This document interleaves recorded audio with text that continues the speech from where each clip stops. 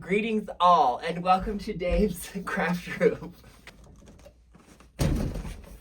I'm Dave, and on today's video, I have huge news. I got a new sewing machine. This is the Little Rebel. Grace herself sent this to me to try out on my channel. And here's the tea. I'm gonna do an unboxing, and then I'm gonna try it out over here, and then I'm gonna bring it over to my Cutie Breeze Frame and quilt a quilt on it. My mom sent me a quilt top that she made for no special reason, and she's gonna let me practice quilting it with the Little Rebel. And I'm also gonna answer the most important question, which is, what stickers am I gonna use to decorate it? This machine right here, whatever machine I use, I'm gonna use it. I'm not gonna be delicate. Like, it needs to survive in the high stakes world of Dave's Craft Room. The things I liked about it when I bought it was that it was super fast. At this point, my brain has adjusted to the speed so that fast is now slow. I'm very curious to see whether this is faster. I feel like it might be about the same. I don't know.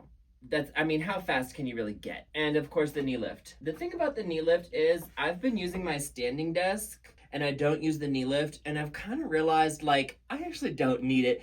I thought for a while that this was an important feature for me. It's definitely nice to have, but like, the knee lift is not super important to me anymore, even though I do use it. Other than that, you know, just about any machine would do. Given that the cutter doesn't really work that great anyway, I'm excited to try a different machine. It's been years since I've tried, well, I've used like onesie twosie instances of another machine. I used my Elna Supermatic and some other stuff. Also, this machine doesn't have any fancy stitches. I do not know whether the Little Rebel has or does not have fancy stitches. I have no idea. That, again, is not a super important feature to me. I use a zigzag stitch like maybe twice a year. And I have a small singer up there that I use when I want to make a zigzag stitch. Not having fancy stitches means that your machine can move so much faster. And that's an easy trade-off for me because I use those fancy stitches so rarely, and I use the straight stitch constantly, so that I would rather have just a straight stitch machine. I'm totally fine with that. Let's get this out of here. By the way, I have to tell you guys, sometimes my videos go up out of order, so that when you see my upcoming videos, I probably filmed them before I had this new machine. So you're gonna still see videos on this old machine, and even some before I had the Cutie Breeze Frame. So that's why I may have filmed them out of order. I'm also not throwing this away. I'm gonna still keep it, because maybe when I have that on the Cutie Breeze Frame, I'm gonna put this here and then, you know, trade off and stuff. So let's put it under here. Oh my gosh, you guys, I have a quilt that's halfway done right now. All I want in the world is to finish it. I ran out of the fabric I was using, and I bought more online, but I sent it to my P.O. box, and it's July 4th, so I can't go pick it up. I know it's there. I just can't go pick it up until tomorrow. Oh, and I have to go, you know, they do have 24-hour access, but then I opened up the P.O. box and it was like, here's a card. You have to take the card to the desk during our open hours to get your package. I was like, are you for real? So anyway, I have to wait until they're open. Oh, we are really doing this. Okay. Right, let's open her up. Wow, it's a big box. Oh. Oh. Oh. Oh, this is the extension table. Introductions and product information. Okay, this is a foot storage container. What all feet are in here? Yeah, these appear to be the standard feet. In all honesty, I don't know all the different names of the feet. This is like a free motion foot, like your hopping foot. It comes with all the standard feet. Oh, it's right here. Quilter foot, zipper foot, straight stitch foot, quilter foot with edge guide. More bits and bobs. Oh, the bobbin is huge.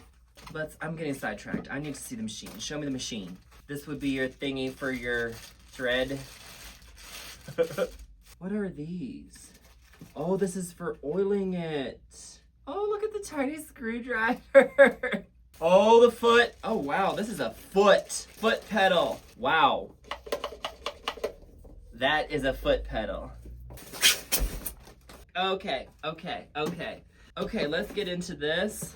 This is the training panel kit. Honestly, it might be the same one. No, it's different. I was gonna say it might be the same one from the Cutie Breeze video. Nope, it's different. This is a training panel for you to practice quilting on. They sent me more thread and 3 bobbins. Okay, this is the machine. Wow, she's huge. Okay, let's get her out of here. Oh, there's another bobbin there, and there's another bobbin in there. Okay, so I have many bobbins. Okay, you know what? I'm sitting here admiring it. I have not shown you all anything. Let me get it out.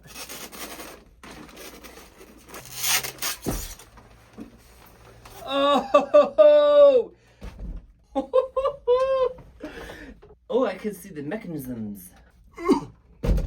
Okay, this would be where the power cable goes. Presser foot comes up and goes down. Oh my gosh, I am shooketh. Oh, look.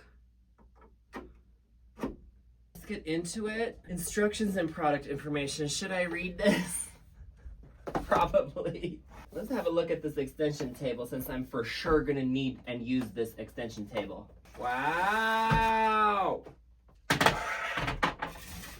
Oh, this is the extension table. Oh, how about I block your whole view with the giant sewing machine? I'll have to show you a once over later. But okay, let's get this on. It appears to slide right in. Oh, there's feet. I have to look. This appears to have more features that I'm not tracking right now. I'm gonna have to look and see all the features. Good. Another foot back here. Yes. Let me get all the bobbins together. Here's one. Okay, it folds up. Good, because I need to reach in to grab the bobbin. I just want to put them all together. And by the way, I suppose I'm not going to be able to use this bobbin holder anymore because it's too small. Here, what if I just put them here? Oh yeah. Okay, let's have a look at these instructions. Important, the needle is installed differently in this machine than in most machines. Do not attempt to change the needle without reading the instructions first. Congratulations. You are now the owner of a Qnique sewing machine. We at Grace Company hope that your Qnique is everything you dreamed of and more. Instruction videos. Instruction videos is probably going to be better for me. Instruction manual. Troubleshooting tension for quilters. Quick start guide. Okay guys, this is what I'm going to do. I'm going to do some research. I need to read all these things. Oh, these are the cheat sheets. This is the full manual. I better keep this. That would be smart. So I'm gonna do some research and then come back. All right, people, it's the second day. And the thing is that yesterday I read the manual and then I had to do my work for my online class. And then I had to do some other chores and I just ran out of life force for the day. So I didn't come back to it yesterday, but I'm here today and now I pretty much know what's going on. So let's get into it. First thing first is I have to decorate it with stickers. Hold on. I only have these. I have these mustache stickers so we can get some mustaches on there. Oh. We have dancing pizza. Pizza is perfect. You know, if you're not decorating your sewing machine with stickers, like, what are you doing? Oh, yes, Adventure Time, Finn and Jake.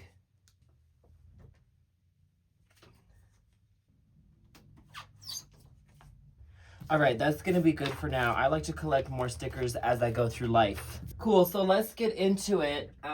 First thing is gonna be to turn it on. Oh, wow.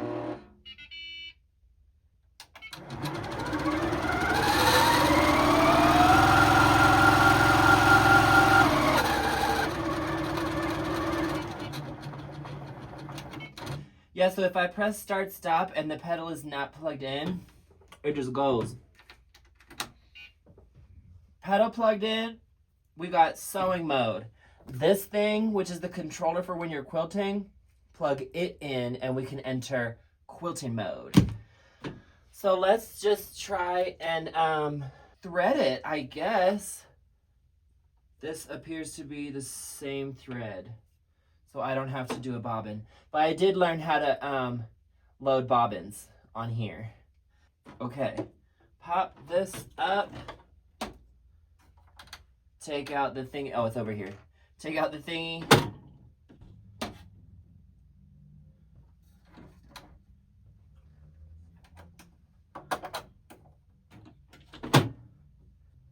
gonna change out the needle for a different one. Oh, this is the quilting plate, by the way. This is another thing you have to change out to enter quilting mode. This is the sewing plate, this is the quilting plate. Where's my tiny screwdriver? Look at this screwdriver. Oh, okay, let's thread it. Up here, over the thingy. Oh, this is the mast. Through this thingy, twice. In here, and through that. Around the tension knob. Let's try again. Yes, around the tension knob. It's gotta be between the plates of the tension knob. Around this doohickey, through take-up lever, down that. There we go. Oh, it gets threaded through there. Through this little hole up here, and then through the needle from left to right. Good. All right, I'm about to sew my first fabric. I have no idea that the tension is correct. In all likelihood, it is not correct because I didn't touch it at all. Let's find out. Pink. Okay, here we go.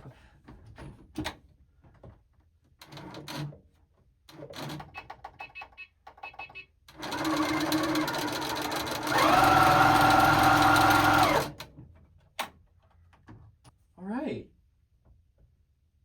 Tighten the tension just a little bit.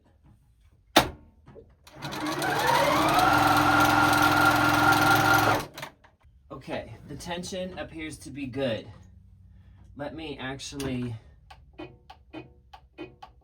Okay, so this changes the speed of it. This is the length of the stitch. This will be the stitch regulator when I turn it on when we switch to quilting mode. This is the needle up or down position. I prefer to have it on needle down. When you stop sewing, the needle's in the down position. This is back stitch, and this is the stop and start like we said before. Let's try it.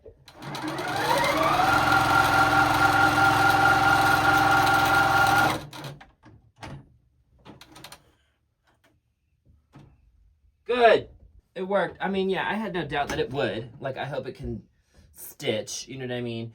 What we're gonna do next is switch to quilting mode and take it into the other room. So first thing I wanna do is put on this hopping foot. And to do that, I'm gonna read the directions because I forget from yesterday how to do it. Oh, okay. It's this one. This whole apparatus comes off. This one goes on. Oh, use the foot screw to loosely attach the hopping foot. Do not tighten the screw yet. Okay, let me also just go ahead and take this the quilting plate. It just plops on top. Okay, I thought you changed it out. No, it just plops on top. Magnetic. Except we gotta get the thread is coming up through the hole, so I don't want to cover it with the magnetic thingy. Good, this is how we avoid having to feed dogs. Okay, make sure it's resting evenly on the height tool, resting evenly, and then tighten the screw. Okay. Okay, the hopping foot is a hoppin'. Good. What I'm gonna do next is clean up a little bit, and then I'm gonna take this into the other room, into the workshop, and we're gonna enter quilting mode, and I'm gonna practice on a quilt that my mom sent me. So let's do it. All right, people, the time has come for us to try it on our Cutie Breeze frame. And by the way, I already took off this. This is the pole that goes here because we're gonna have to adjust it once the machine is on the thingy. And by the way, since we're here, I want to go ahead and answer some of the common questions we got last time. There are 2 or 3 very common questions or comments we got the last time. Number 1 was what machines are compatible with this frame. And the thing is that this is literally just a flat platform. So you can place almost any machine of your heart's desire on top of here, and it fits between here. And honestly, even if it doesn't quite fit between these, you could make it work. But, and I said almost every machine because there's 2 key words there. And the first key thing is how do you control that machine? Because if it uses a foot pedal, is the foot pedal going to be long enough when you're going like this? And number two, and this is the biggest key factor, is your throat length. This is your throat length from here to here. And on my Brother PQ 1500 SL, I think it has a 9.5 inch throat. This has a 13 inch throat. A bigger throat is better when you're dealing with a frame. I think on their website they recommend it needs to have at least 8 or 9 inches, I forget. If you have a small domestic machine, this frame might not be a good idea for it because that limits the zone you have to quilt in. And by the way, you got to subtract 2 inches of that because you're going to have a pole here and your quilt rolled up on it, and that's going to take up space. So that subtracts 1 to 2 inches from your throat. That's how wide your zone is. And so if your zone is only like 4 inches or 6 inches, yeah, you can do it, but you're going to be constantly having to move your quilt to the next zone. And you're going to be doing that more than you're going to be even quilting. And that's probably going to annoy most people. And my machine that had 9 inches, that's probably as small as I would go. I probably wouldn't want to use a machine smaller than that. But it's America. You're free to do whatever you want. You can put it on here. It literally is just a flat platform. So as long as you can control your machine with your foot pedal, you can put it on here. And as long as the throat length is what you're okay with and what they recommend on the website, then you're good. The second question is, what size of quilts can you quilt on this frame? And literally any size in the world that you want. It's just a frame that you plop your quilt on top of. So again, I mean, of course a smaller quilt's going to be easier. That's true no matter what method you choose. A smaller quilt, you're going to quilt it faster. So a giant king-size quilt like I'm about to do, by the way, you're going to have a lot hanging off the edge. You're going to have a lot rolled up in the back, but that doesn't stop you from doing it. You can do it if you want. And then the third issue is the stitch regulator. And this machine has a stitch regulator. Not that I need it because my stitches are perfect, obviously. I'm kidding, but the T is, for me, this is my opinion on a stitch regulator. I never did have a stitch regulator until now. And the thing about a stitch regulator for me, whenever I first started doing free motion quilting, like years ago, whenever I first started, I don't even remember, you're dealing with some extremes.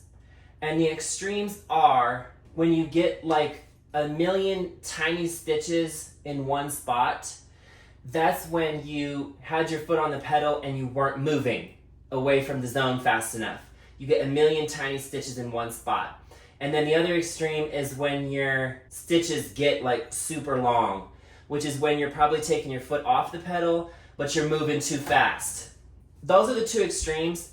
And the thing is, when I first started, I got a chunk, just a practice chunk, where I just sandwiched a piece of batting with random fabric and practiced. And in that practice session, I was getting those extremes, but by the end of the session, I wasn't. And by the time I did my first free motion quilt, I don't even remember what it was, but I wasn't getting those extremes anymore. A little bit of practice and you can move on from those extremes and be into smooth territory. And that doesn't mean your stitches are perfect. I never got to where my stitches were 100% perfect. Nobody's gonna have 100% perfect stitches without a stitch regulator. That's because a human being made it, you know what I mean? But as long as you're not getting those crazy extremes, I'm okay with it. A little bit of uneven stitching is really not gonna hurt anybody. If the quilt is a gift for somebody, they're not gonna notice or care. If you got those extremes, then yeah, maybe you need to go back to the practice chunk. It's just a matter of synchronizing your foot pressure with your motion of the ocean. And you know, if you're putting pressure on the foot, you gotta be moving. If you take pressure off the foot, you gotta stop. And that has to be synchronized. The more synchronized it is, the more, you know, like when you're driving a stick shift car and you take your foot off the clutch and onto the gas, it's gotta be perfect. Or as close to perfect as possible. It's not gonna be perfect without a stitch regulator. I say this because it seemed like a lot of people thought you need to have a stitch regulator. No, you can practice and you can do it without. I've done all my quilts until this moment without a stitch regulator. And I've not had to deal with those extremes. So that's all. It just takes practice. I also don't, I'm not super particular. I don't care if they're ever so slightly uneven. Who cares? You know what I mean? It's going to still hold your quilt together. I'm more concerned about tension than I am about the stitch evenness. But, by the way, this does have a stitch regulator. I keep pointing at this. This is the button to turn it on. This little thing right here is the sensor of the fabric that senses the motion, and then it regulates the stitches. So let's get it on here. I wonder if I should take the mast off. I'll just unthread it. Oh, it's screwed in. I forgot it was screwed in. All right, let's put it on. I'm gonna separate these. Let's go from the top. Wow. Let's try to center it. Squeeze our thingies into place. Honestly, I really don't think it's gonna go anywhere anyway, but okay, I have a stopper there for my old machine. Let's get this where I want it, and then we will move the stopper. Well, see, look how different it is. Gotta raise these up. Oh!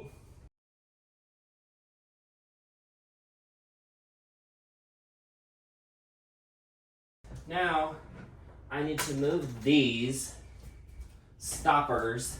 And if I recall correctly, it's supposed to stop it like an inch from the edge. Oh, you know what? It's actually not even at all. Should I even it? I mean, we already know from last time that my house is also not even. Look at it. Now I can quilt. See, it stopped it there because I put the stops, and it stops it there. I can quilt over this whole region. I also can tell you, after I shut off the cameras last time, I did go ahead and read the, doesn't go on yet, directions. And these in front, I was putting them like this. They're meant to go like this. And that's because your quilt is meant to go out flat rather than, you know, out from under. So, but it did still work. Like, it wasn't, you know, it wasn't make or break. That's also probably because I could only quilt like up to here, up to this point. So the fact that this was slanty probably didn't matter that much. But now we're quilting all the way to here, so that's gonna warp it if I don't do it right. But I already know to do it right this time, so we're golden. Let's get our quilt. Oh, you know what? Let me, actually, I'm gonna plug this in. Ooh. And then it's one more thing I need to do. This is the foot pedal. This is what we're using to control it. Oh, this is gonna be weird to do because I've never done this before. Actually, I did it just the once in life at the quilt show in Phoenix.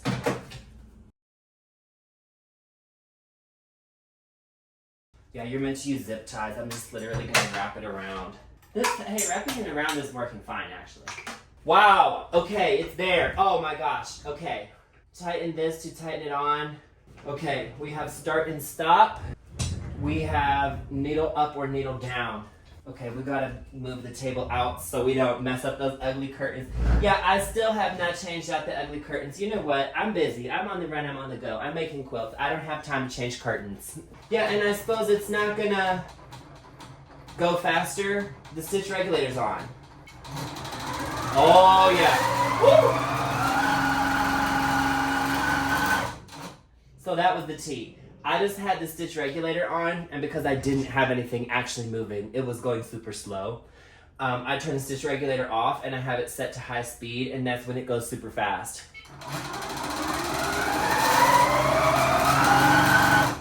Turn the stitch regulator on, that setting there goes off.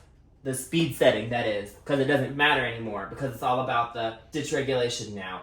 Should I thread it? Let me go ahead and thread it. I had taken this out. Didn't ultimately matter. I probably didn't need to take it out. Take up lever. This. Oh, it is numbered on the machine, by the way, as to how to thread it. Okay, now I'm ready to get the quilt. You guys, I just had a brilliant idea. Well, John Flynn originally had the idea, but this is the mirror. This is how I'm gonna check the tension. I had this mirror over there. Sorry, it's dusty. And John Flynn in a video uses a hand mirror to look under to check the tension. I don't have a hand mirror, but I have this giant mirror. All I'm gonna have to do is shine a light on it because it's gonna be dark under there. And that's how I'm gonna check the tension. My mom told me that she does not care how this quilt is quilted. I'm gonna probably just practice my meandering. I'll show you the quilt when it's done, but for now, let me just get it up.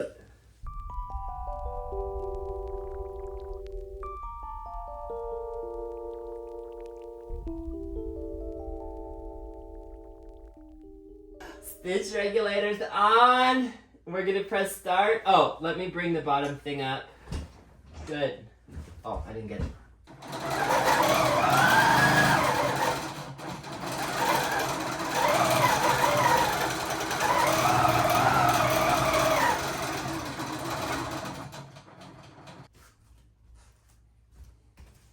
Oh, look at that. I can see the tension in the mirror. Stunning. Oh my gosh. Okay.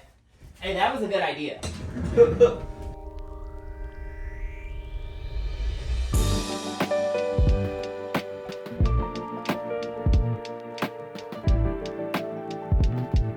Okay, I just quilted my first zone. Whew. Let's move it to the next zone. So I need my foot up.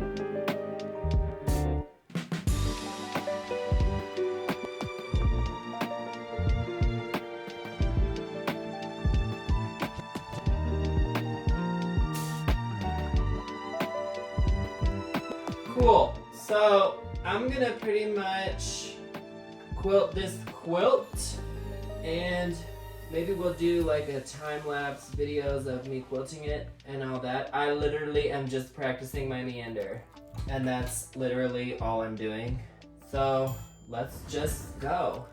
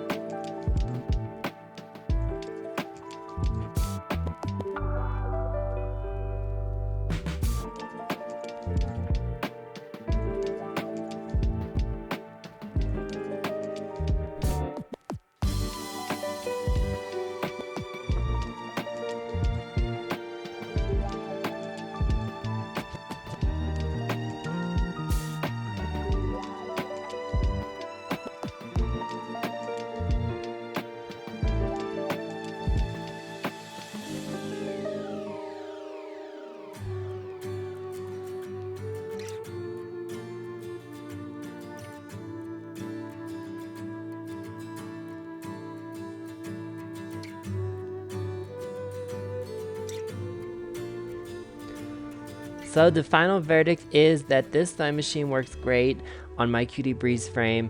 It's going to be very helpful to quilt with a machine that has a much deeper throat.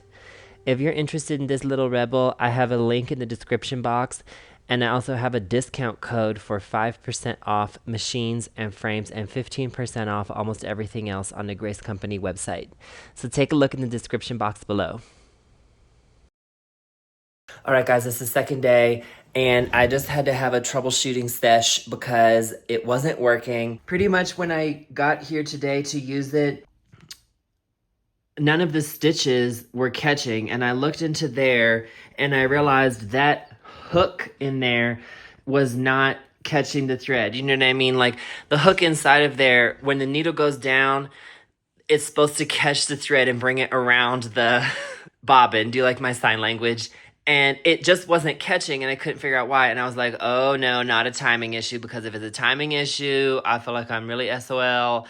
But then I was like, okay, what does my mom always say? First thing is just change everything. Rethread it, change the bobbin out, change the needle out. And when I got to changing the needle, that's when I realized the needle was not aligned in there correct. It was diagonal ways, and that's not how it's supposed to be. It's supposed to be completely from left to right, like that. And I had to get out the needle magnet in order to align the needle. And as soon as I did that and replaced the needle, it worked. So that was essentially the issue.